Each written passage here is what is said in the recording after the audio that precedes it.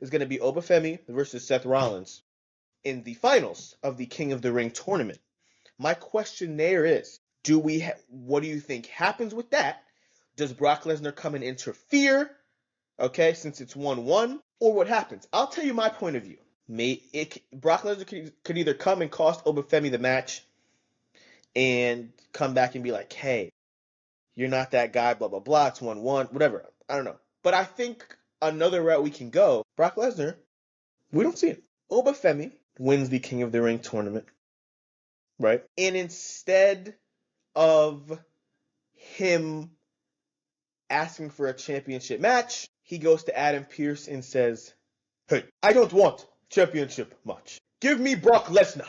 But this time, since he wanted to fake his retirement, this time I want it to be in the contract. If he loses, I want Brock Lesnar retired, gone now.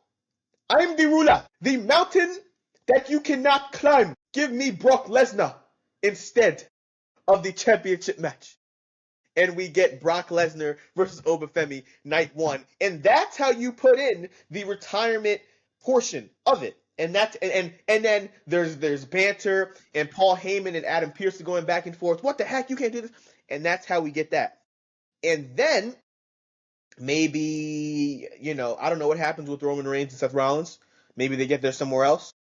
Maybe Roman Reigns does something else. I don't know. But I think that would be pretty cool. Like Oba Femi taking matters into his own hands when he can literally get a championship match, but instead he wants to beat down and take out Brock Lesnar. I think it would make sense. I think it would be cool because I feel like it could be kind of obvious, right? It's going to be Brock Lesnar it's going to be Oba Femi versus Seth Rollins at what, Night of Champions? No, King of the Ring. The King of the Ring. Is it the same?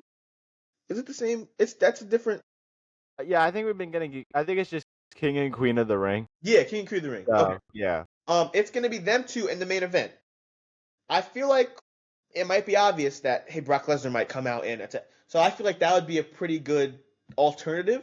What do you think? Maybe I'm crazy? That's what I'll say. I will say, before I get anything, I just got to give you a round of applause. That was a great Oba Femi impression, man. Especially the point you started with him going up to Adam Pearce. That was on key right there. I like that idea a lot, but I just don't think. I think, because let me ask you this: you say that scenario that's I guess like not a flaw or anything, but like that. Let me ask you this about that whole scenario: do you not want Oba Femi to lose clean? Then, do you think only way he loses is if Brock Lesnar interferes and Seth Rollins? Yeah. Okay. I just think he hasn't taken a loss clean. Like even when it was him versus Cody Rhodes, it was a draw. Nobody lost. Like he hasn't taken a loss clean on the roster from what I'm not on NXT, on WWE. He hasn't taken a loss. Yeah. Okay. No, I get what you're saying on that part. I just think the way I look at things is like, yes, that'd be cool for Oba Femi. I think rather than him cashing it in, we just get those two facing off, and then he still has that in the back pocket, and then Roman Reigns, Seth Rollins have their feud at SummerSlam, and then here comes Oba Femi the night after SummerSlam saying, I want to cash in on you, Roman, and that'd be pretty cool. But I think at the same time, I just think it makes the most sense.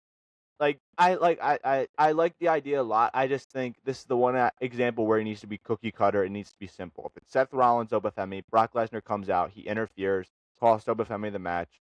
Right there, Oba Femi comes out the next night and says he wants Lesnar. They're going back and forth with each other. We actually get a real promo with them on the lead to SummerSlam. That's my bold prediction. And then Seth Rollins wins King of the Ring. We already saw it when he beat Braun Breaker. You know who he's going after and how personal that feud can become on the lead to SummerSlam. Because then Roman can come back.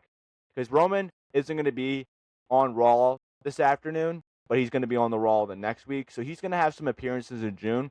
When he comes back in July, and then here comes Seth Rollins.